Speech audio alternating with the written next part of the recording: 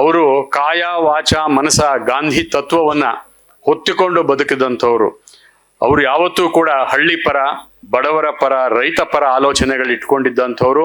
ತಮ್ಮ ಬದುಕಿನಲ್ಲೂ ಬರವಣಿಗೆಯಲ್ಲೂ ಕೂಡ ಅದನ್ನ ವ್ಯಾಪಕವಾಗಿ ಅದನ್ನ ಅವರು ತೋರಿಸಿರ್ತಕ್ಕಂಥದ್ದು ಕೂಡ ನಾವೆಲ್ಲ ಕಂಡಿದ್ದೇವೆ. ಎಲ್ರಿಗೂ ನಮಸ್ಕಾರ.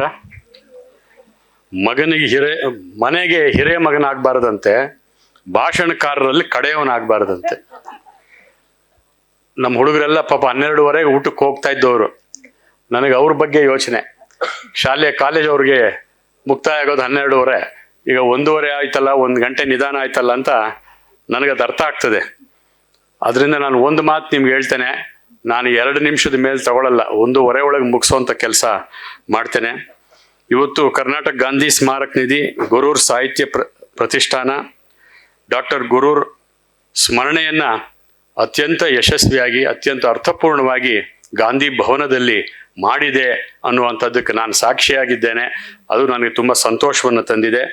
ಇವತ್ತು ಗೊರೂರು ಪ್ರಶಸ್ತಿ ಪ್ರದಾನ ಕೂಡ ಮಾನ್ಯ ಹಿರಿಯ ರಾಜಕೀಯ ಮುತ್ಸದ್ದಿ TB ಜಯಚಂದ್ರ ಅವರು ಡಾಕ್ಟರ್ ಬರಗೂರು ರಾಮಚಂದ್ರಪ್ಪನವರಿಗೆ ಮಾಡಿ ಈ ಕಾರ್ಯಕ್ರಮದ ಮಹತ್ವವನ್ನು ಹೆಚ್ಚಿಸಿಕೊಟ್ಟಿದ್ದಾರೆ. ಡಾಕ್ಟರ್ ಬರಗೂರು ರಾಮಚಂದ್ರಪ್ಪನವರಿಗೆ ನಮ್ಮ ಇಡೀ ಗಾಂಧಿ ಸಂಸ್ಥೆ, ಗಾಂಧಿ ಪರಿವಾರದ ಪರವಾಗಿ ಅವರು ಹೃತ್ಪೂರ್ವಕವಾದ ಅಭಿನಂದನೆಗಳನ್ನು ಸಲ್ಲಿಸ್ತೇನೆ. ಹಾಗೂ ಡಾಕ್ಟರ್ ರಶ್ಮಿ ಅವರು ಪಾಪ ಭಾಳ ಸಿದ್ಧತೆ ಮಾಡ್ಕೊಂಡು ಬಂದಿದ್ರು, ಸಮಯ ಸಾಲದು. ಅವರು ಗೊರೂರಿನ ಬಗ್ಗೆ ತುಂಬ ವಿಶದವಾಗಿ ಹೇಳಬೇಕು ಅಂತಿದ್ರು. ಆದರೂ ಕೆಲವಷ್ಟೇ ವಿಚಾರಗಳಾದರೂ ಮೌಲಿಕವಾದ ವಿಚಾರಗಳನ್ನು ತಮ್ಮ ಮುಂದೆ ಇಟ್ಟಿದ್ದಾರೆ. ಹಾಗೆ ಡಾಕ್ಟರ್ ಬರಗೂರು ರಾಮಚಂದ್ರಪ್ಪನವರು ಕೂಡ ಸಾಹಿತ್ಯಿಕವಾಗಿ ಅನೇಕ ವಿಚಾರಗಳನ್ನ ನಮಗೆಲ್ಲ ಇಟ್ಟಿದ್ದಾರೆ. ಅದನ್ನೆಲ್ಲ ಪುನರಾವರ್ತಿಸೋದು ಅನಾವಶ್ಯ ಅಂತ ನಾನು ಭಾವಿಸ್ತೇನೆ. ನಾನು ಮೊಟ್ಟ ಮೊದಲನೇದಾಗಿ ನಿಮ್ಮ ವಸಂತಿ ಮೂರ್ತಿ ಅವರಿಗೆ ನಾನು ಹೃತ್ಪೂರ್ವಕವಾಗಿ ಅಭಿನಂದಿಸ್ತೇನೆ. ಅವರು ಇಲ್ಲೊಂದು ಕರ್ನಾಟಕ ಗಾಂಧಿ ಸ್ಮಾರಕ ನಿಧಿಯಲ್ಲಿ ಒಂದು ಎಂಡೋಮೆಂಟ್ ಅನ್ನು ಸ್ಥಾಪಿಸಿ ಅವರನ್ನು ಪ್ರತಿ ವರ್ಷವೂ ನೆನೆಯುವಂತೆ ಮಾಡಿರುವಂತಹದ್ದು ನಿಜಕ್ಕೂ ಬಹಳ ಸ್ತುತ್ಯಾರ್ಹ. ಅವರಿಗೆ ನಾನು ಗಾಂಧಿ ಭವನದ ಪರವಾಗಿ ಪ್ರಪ್ರಥಮವಾಗಿ ಅಭಿನಂದಿಸ್ತೇನೆ. ಪ್ರತಿ ವರ್ಷವೂ ಅವರು ಕೆನಡಾದಿಂದ ಬಂದು ಈ ಕಾರ್ಯಕ್ರಮಕ್ಕೋಸ್ಕರವೇ ಬಂದು ಪೂರ್ವ ಸಿದ್ಧತೆಗಳು ಮಾಡಿಕೊಂಡು ಬಹಳ ಪ್ರೀತಿಯಿಂದ ಅವ್ರ ತಂದೆಯವ್ರನ್ನ ನೆನೆಯುವಂಥ ಕೆಲಸ ಅವರು ಮಾಡ್ತಾ ಇದ್ದಾರೆ. ನಾನಾದರೂ ಕೂಡ ಗೊರೂರು ರಾಮಸ್ವಾಮಿ ಅಯ್ಯಂಗಾರ್ ಅವ್ರನ್ನ ಇದೇ ಗಾಂಧಿ ಭವನದಲ್ಲಿ ಅವರನ್ನು ನಾನು ಭೇಟಿಯಾಗಿದ್ದೇನೆ, ಅವ್ರ ಜೊತೆಯಲ್ಲಿ ಒಡನಾಡಿದ್ದೇನೆ. ಅವರ ಸೇವೆ ಮಾಡುವ ಅವಕಾಶ ಕೂಡ ನನಗೆ ಒಬ್ಬ ಯುವ ಸ್ವಯಂ ಸೇವಕನಾಗಿ ನನಗೆ ಸಿಕ್ಕಿದ್ದು ನನ್ನ ಪುಣ್ಯ ವಿಶೇಷ ಅಂತೇಳಿ ನಾನು ಭಾವಿಸ್ಕೊಂಡಿದ್ದೇನೆ.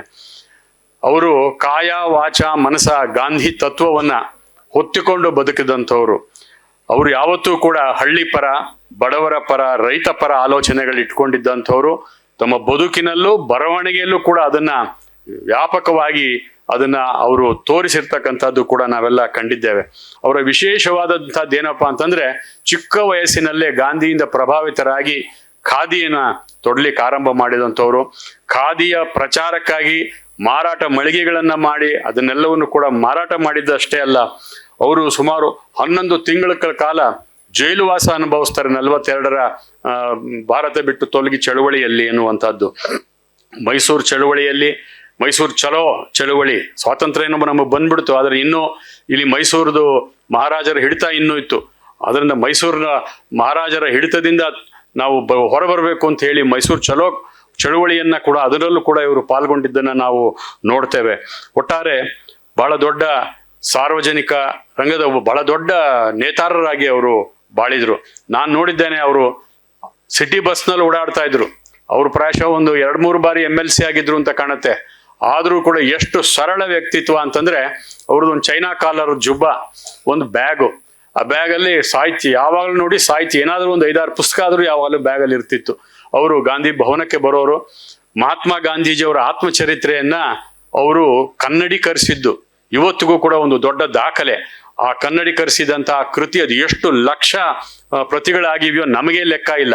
ಈಗ ಗಾಂಧೀಜಿಯವರ ಆತ್ಮಕಥೆಗೆ ಈಗ ಶತಮಾನೋತ್ಸವ, ಗಾಂಧಿ ಭವನ ಅದನ್ನ ಅರ್ಥಪೂರ್ಣವಾಗಿ ಇಡೀ ರಾಜ್ಯದಾದ್ಯಂತ ಅದನ್ನು ಆಚರಿಸ್ತಾ ಇರ್ತಕ್ಕಂಥದ್ದು ಕೂಡ ನಮಗೆಲ್ಲ ಒಂದು ಸಂತೋಷ ತಂದಿರತಕ್ಕಂಥ ಸಂದರ್ಭ ಅನ್ನುವಂಥದ್ದನ್ನ ಹೇಳಿ, ಇವತ್ತು ನಾನು ಇನ್ನೇನು ಅವ್ರ ಬಗ್ಗೆ ಹೆಚ್ಚು ಹೇಳಕ್ ಹೋಗಲ್ಲ. ಹರಿಜನೋದ್ಧಾರ, ಗ್ರಾಮೀಣಾಭಿವೃದ್ಧಿ ಇವೆರಡು ಅವರ ಚಿಂತನೆಯ ಬಹಳ ದೊಡ್ಡ ಒಂದು ಒಂದು ಒಂದು ವ್ಯಾಪಕತೆಯನ್ನ ತೋರಿಸುವಂಥದ್ದು. ಹಾಗಾಗಿ ಒಳ್ಳೆಯ ಬದುಕನ್ನ ಬಾಳಿದಂಥವ್ರು, ದೇಶಕ್ಕಾಗಿ ಬದುಕಿದಂಥವ್ರು, ಅವರು ಶಾಲಾ ಶಿಕ್ಷಣ ಕಾಲೇಜ್ ಶಿಕ್ಷಣ ಪಡೆದೇ ಇದ್ರು ಅವರು ಸೃಷ್ಟಿಸಿದ ಸಾಹಿತ್ಯವನ್ನ ಅನೇಕರು ವಿಶ್ವವಿದ್ಯಾಲಯಗಳಲ್ಲಿ ಅದನ್ನು ಓದಿ ಪದವಿಗಳನ್ನು ಪಡ್ಕೊಂಡಿದ್ದು ಇಂಥ ವಿಶೇಷವಾದಂತಹ ಗೌರವ ಸಂದದ್ದು ನಮ್ಮ ಗೊರೂರ್ ಅವರಿಗೆ ಎನ್ನುವಂತಹ ಮಾತನ್ನ ಹೇಳಿ, ಗಾಂಧಿ ಭವನದ ಕರ್ನಾಟಕ ಗಾಂಧಿ ಸ್ಮಾರಕ ನಿಧಿಯ ಅವರು ಸದಸ್ಯರು ಕೂಡ ಆಗಿದ್ದರು. ಎಲ್ಲ ಸಭೆಗಳಿಗೆ ಬರೋರು. ನಮ್ಮ ಆಗಿನ ಕಾಲದಲ್ಲಿ 50, 60, 70ರ ದಶಕದಲ್ಲಿ ನಮ್ದು ಬಹಳ ದೊಡ್ಡ ಕೆಲಸ ಏನು ಅಂದ್ರೆ ಗಾಂಧಿ ಸಾಹಿತ್ಯದ ಪ್ರಕಟಣೆ ಬಹಳ ದೊಡ್ಡದು. ಅದರಲ್ಲಿ ಬಹಳ ಸಕ್ರಿಯವಾದಂತಹ ಕೆಲಸವನ್ನ ಮಾಡಿದ್ದವರು ಗೊರೂರು. ಎಲ್ಲದಕ್ಕಿಂತಲೂ ಮುಖ್ಯವಾಗಿ ಅವರೊಬ್ಬ ಸರಳ ಜೀವಿ. Simplicity is the essence of universality ಅಂತ ಮಹಾತ್ಮ ಗಾಂಧಿ ಅವರು ಹೇಳಿದರು. ಅದಕ್ಕೆ ಅನ್ವರ್ಥನಾಮವಾಗಿದ್ದಂಥವ್ರು ನಮ್ಮ ಗೊರೂರರು. ಅವರ ನೆನಪಿಗೆ ಶರಣು ಹೇಳಿ ಇವತ್ತಿನ ಕಾರ್ಯಕ್ರಮವನ್ನ ಇಷ್ಟು ಚೆನ್ನಾಗಿ ಸೊಗಸಾಗಿ ಮಾಡಿಕೊಟ್ಟಂತ ನಿಮ್ಮೆಲ್ಲರಿಗೂ ಕೂಡ ವಂದಿಸಿ ನಾನು